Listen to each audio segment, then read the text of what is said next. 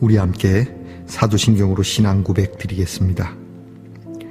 나는 전능하신 아버지 하나님 천지의 창조주를 믿습니다. 나는 그의 유일하신 아들 우리 주 예수 그리스도를 믿습니다.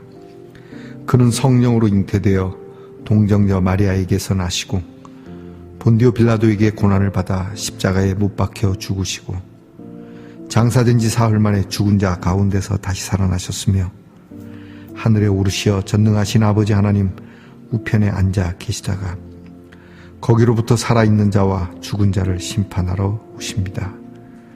나는 성령을 믿으며 거룩한 공교회와 성도의 교제와 죄를 용서받는 것과 몸의 부활과 영생을 믿습니다. 아멘. 오늘 우리 함께 부를 찬송은 심령이 가난한 자는.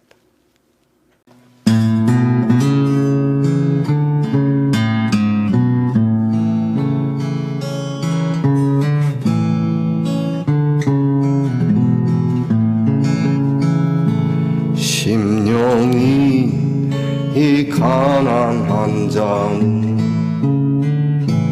천국이 저희 것이요 애통한 자는 복인데 위로를 받을 것이요 온유한 자 복이 있나니 땅을 기업으로 받겠네.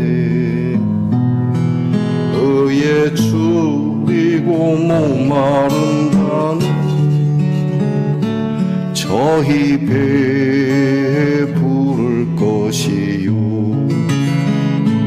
긍휼히 여기는 자는 긍휼히 여김 받겠네.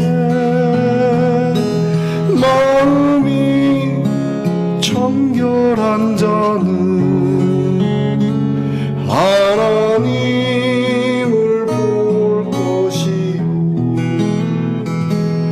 화평케 하는 자는 하나님의 아들이라 일컫네. 의를 위하여 핍박받는 자 천국이 저희 것이라. 내게 복 주소서. 내가 복을 받기 원하네. 오 내 주여 주소서.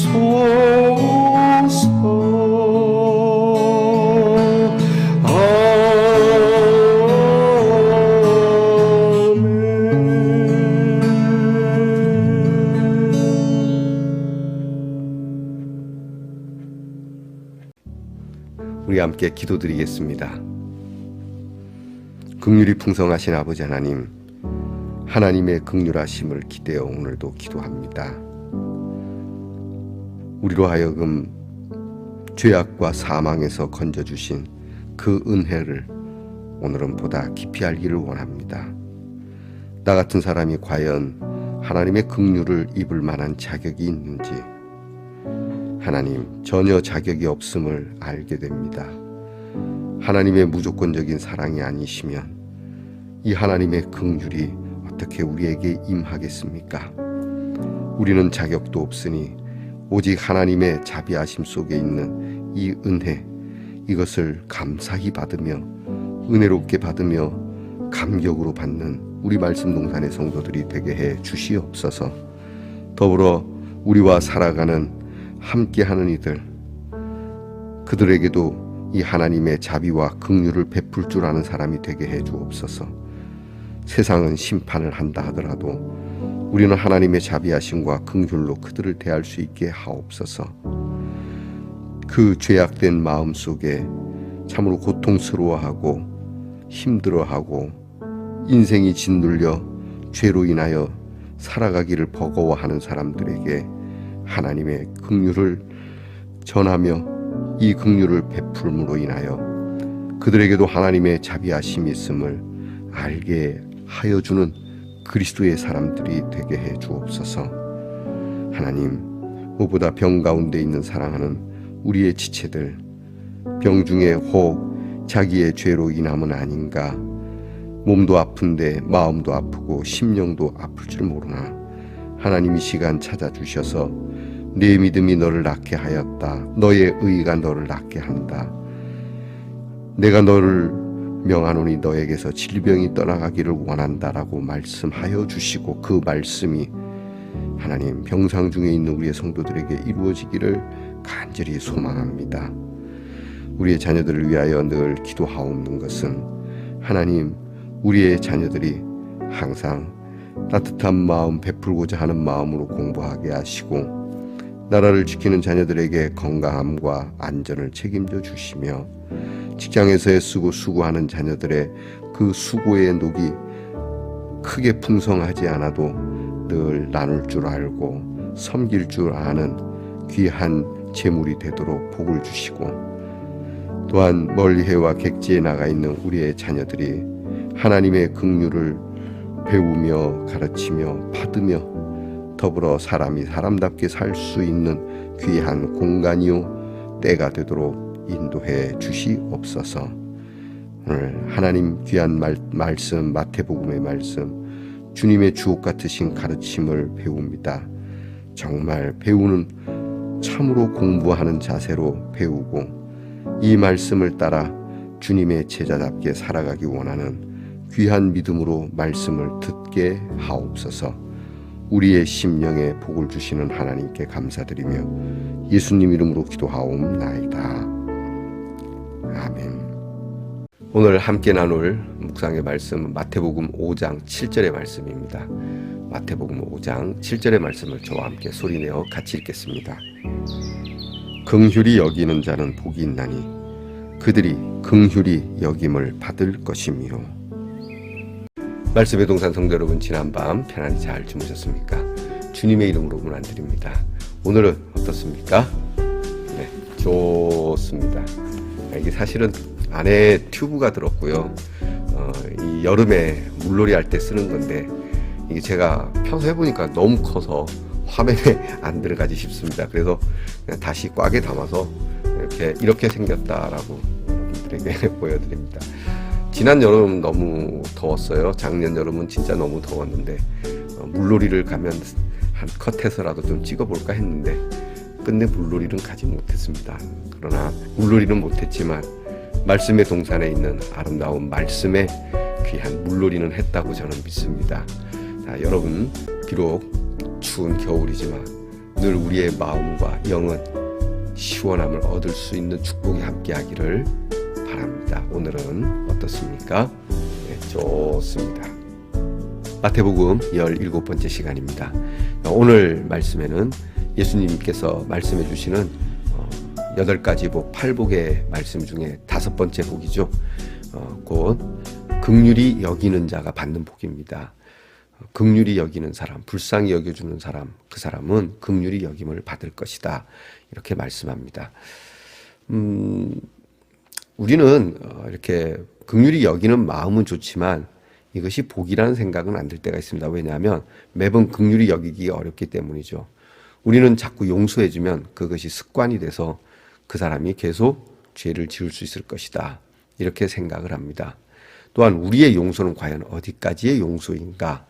이렇게 우리의 용서의 한계점, 긍휼의 한계점을 우리는 알고 있기 때문에 우리의 용서의 한계 때문에도 이것은 복이라기보다는 그냥 미덕의 하나일 뿐으로 이렇게 이야기합니다.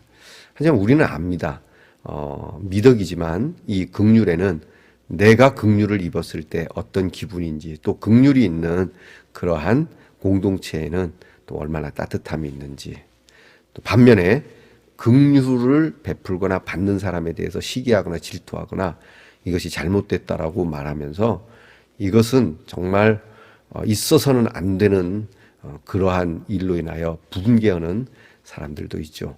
제가 성경을 보면서 하나님의 긍휼에 대해서 대체적으로 다 인정하겠는데 인정이 안 되는 그러한 부분이 있었습니다. 여러분들도 동감을 하실 거라고 살짝 기대해 보는데요.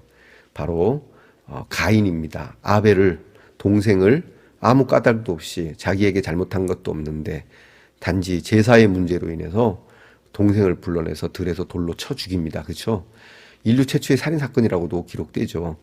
근데 하나님께서는 이 가인을 네가 동생을 죽였으니 너도 죽어라 이렇게 하지 않고 가인을 용서합니다. 심지어 하나님 이렇게 얘기합니다. 너에게 행한 사람은 벌을 7배나 더 받을 거다. 뭐 이런 식으로 이런 긍휼을 여러분 어떻게 생각합니까? 이 나쁜 놈인데 이해가 안 되죠, 그죠? 이건 하나님 잘못된 긍휼 아닙니까? 의문이 남습니다. 그럼에도 불구하고 너희가 긍휼을 받기 원한다면 너희도 긍휼을 베풀어야 된다. 그리고 이건 복이다라고 얘기를 해요. 자, 이 긍휼의 복, 오늘 성경 말씀을 보면서 이 긍휼은 사실 온유하고 같은 맥락이라고도 이야기를 하는데요. 온유는 좀 우리가 부드럽게 다른 사람에게 대하는, 다른 타인에게 대한 약간 어떤 소극적인 자세라고, 뭐 소극적이진 않겠죠. 하여튼 소극적인 자세지만 이 온유함을 넘어서는 타인에 대한 그 태도가 긍휼인데, 이 긍휼은 죄인에게까지, 원수에게까지 이르는 복이라고 하는 것이죠. 자, 사실 죄인들에게 우리가 이 긍휼을 베풀기 온유하게, 따뜻하게 말하기는 어려운 거거든요. 하지만 하나님의 사람은 그래야 한다는 것이죠. 교도소 선교, 교정 선교라고 하는데요.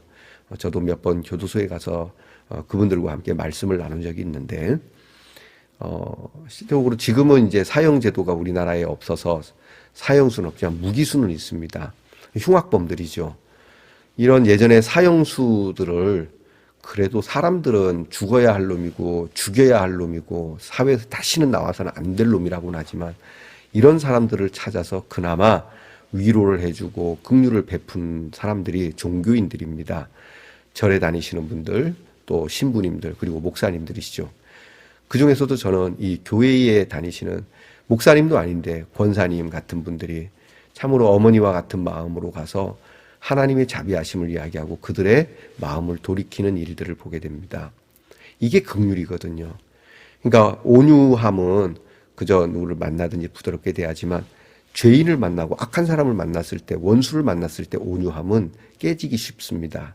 하지만 그 죄인에게 이르기까지 온유함을 유지하는 것이 긍휼이라고 저는 그렇게 묵상을 해 봅니다. 그리고 이 긍휼은 하나님께로부터 오는 것이죠. 우리의 긍휼은 아까 말씀드린 것처럼 한계점이 있지만 하나님은 죄인된 우리가 이미 하나님과 원수가 되어 있는 그러한 하나님과의 원수의 관계에서도 하나님 우리에게 긍휼을 베푸시지 않았습니까? 예수를 믿고도 하나님의 뜻을 거스리는 이러한 우리들에게 변함없는 긍휼을 베푸시는 하나님, 그것이 예수 그리스도 십자가에 나타난 사건 아닙니까? 그러니까 이 예수님의 십자가의 긍휼을 우리가 덧입었으니 우리도 긍휼을 베풀어야죠. 예수님의 기도 중에 예수님이 우리에게 가르쳐주신 기도에 나오지 않습니까? 우리가 우리에게 지은 우리의 서로의 죄를 용서하는 것과 같이, 이거 복이라는 거죠. 우리가 그렇게 용서하는 것이 복이다. 그런 것이 하늘에서도 우리 죄를 용서해 주시기를 원합니다. 조금 냉정하게 얘기하면 너가 용서 안 했는데 내가 어떻게 용서하겠냐 이거거든요. 좀 더 적극적으로 얘기하면 내가 용서했는데 너는 왜 용서 안 하냐. 그래서 빚진 종에 대한 이야기가 나오지 않습니까? 탕감의 비유죠. 탕감해 주었는데 엄청난 금액을 갚아주었는데 소소한 금액을 갚아주지 못하냐. 뭐 이렇게 우리가 이제 뭐 절대적으로 객관적으로 보면은 그렇지만 절대적으로 볼 때는 작은 돈도 우리에게는 크게 느껴질 수 있겠죠. 그러나 하나님과의 관계성 속에서 보자는 거예요. 네 마음으로만 보지 말고 네가 받은 상처도 알아. 네가 받은 상처는 알겠지만 그러나 하나님과의 관계에서 봐야지. 하나님은 너보다 더 큰 상처를 입었잖아. 하나님은 너에게 긍휼을 베풀기 위해 그 아들을 내어주었잖아. 심지어 죽기까지 했잖아. 근데 너는 그건 아니잖아. 여러분, 여기서 우리는 이거를 알아야 합니다. 우리의 용서하심 없이 하나님의 용서를 구하는 건 어불성설이죠. 내로남불이고요. 이건 안 되는 거죠. 사람이 사람다우려면 내가 하나님께 어떤 은혜를 받았는지, 내가 부모와 사회와 그리고 여러 나를 아끼는 사람들에게 무엇을 받았는지, 그래서 우리는 긍휼을 베풀어야 됩니다. 원수에게, 죄인들에게. 근데 여기 중요한 게 있습니다. 죄인에게 용서를 해주는 것이죠. 내가 죄인이 아니라고 우기면 용서받을 길이 없는 겁니다. 예수님께서 하신 말씀이죠. 내가 의인을 고치러 온 게 아니다. 나는 죄인을 고치러 왔다. 그러니까 병든 자를 고치러 온 것이지 나는 병자가 아닙니다 하는데 고칠 수가 없는 거죠. 내가 병이 들었는데 나는 병자가 아닙니다 하고 병원에 안 가면 고칠 수가 없는 겁니다. 무슨 얘기입니까? 나는 죄인입니다 라고 가슴 치는 그 세리를 하나님께서 건지시는 것이지, 나는 훌륭한 일을 했고 많은 일을 해서 나는 죄인이 아닙니다 하는 사람은 하나님은 긍휼을 베풀지 않는다는 겁니다. 그러니까 우리가 살면서 공동체적으로 긍휼을 베풀 자는 바로 이런 사람입니다. 내가 뭔 죄를 졌습니까? 나는 잘못한 게 없습니다. 요즘 정치적으로도 많이 이슈가 되고 있죠. 내가 무슨 잘못했습니까? 그럼 여기 긍휼이 없는 겁니다. 저도 참 안타깝게 여기는 분 중에 하나인데, 조금 무능해서일 뿐이지 그 사람은 참 나쁘진 않습니다. 박근혜 전 대통령 탄핵당하셨죠. 사실 대통령으로서의 무능함은 있어요.